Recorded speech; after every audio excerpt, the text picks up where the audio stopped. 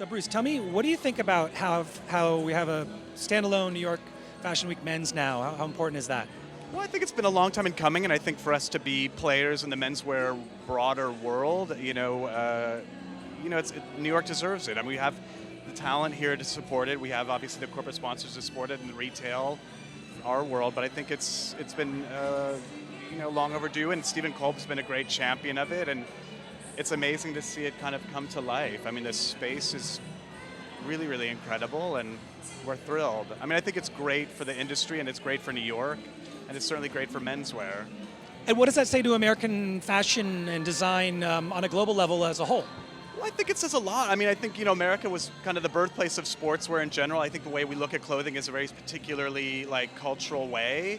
And I think it has ramifications as far as, validating and giving visibility to designers we have here. But I think in a broader way, we see, design students here at Parsons and FIT that now see menswear as a much more viable option because they see it in its own kind of capacity as having their own fashion week. I think it has a lot of the halo effect to a lot of those things, like education and beyond just the visibility and marketability to designers. And when you come to shows, what are you looking for that you know is going to translate? It's creative, it could be a little avant-garde, but you know it's going to also translate commercially. So it's a little bit of a fine line there. So how do, with your eye, as you watch a show, what are you looking for? Well, I think it's, obviously as the men's fashion director of Bergdorf Goodman, we love the unique, we love luxurious, we love things that are fresh and new and things that are going to translate for our customer. I think, like a John Elliott showed last season, and we'll have his premiere here for New York Fashion Week Men's. That was a show we saw and it resonated, and he had as a very specific and I think well-realized point of view about, athletically influenced clothing, and his fabrics are amazing. And I think we're looking for things like that we don't have in the store at the moment, and things that excite us, I know will translate to excitement for our customer. Fantastic. So you think men's deserved its own show week? Without a question. I think it also for these designers to make the best use of their investment in these shows. I mean, when it was showing with the women's, it certainly gave them visibility, and we always went to scout, but it needed to be aligned with the schedule, the broader menswear schedule, so we can actually buy, so we can actually fit it into our editorial calendars when we were on the editorial side. But it now just amplifies the return on their investment, their sweat equity as well as their money, because it's a big venture to have a fashion show, and a lot of money, a lot of time, and now they're getting the absolute utmost return. That's exactly what Robert Geller was talking about in terms of how it's fixed the whole thing. Now tell me this last question from a customer standpoint, because your customer is sophisticated. What are you looking for this season for spring?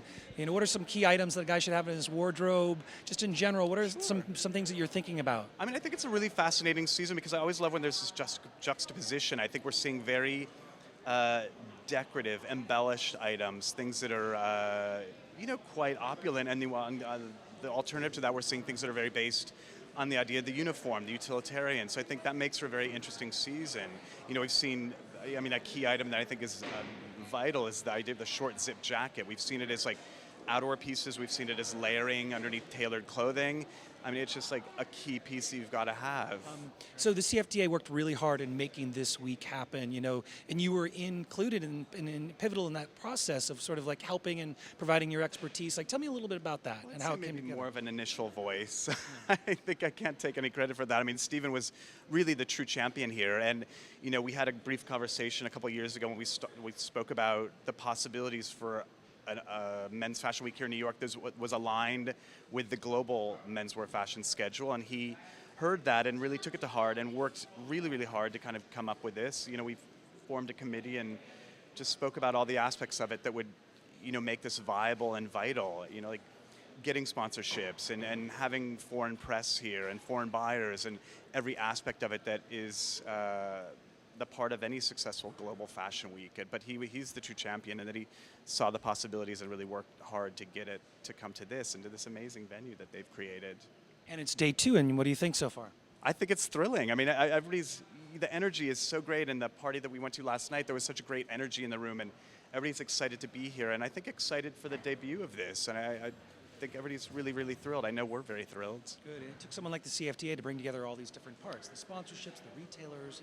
I We think needed somebody to kind of. without them, I don't think this would be able to happen. And it needed a champion like Stephen to kind of pull all of those items and pull all those.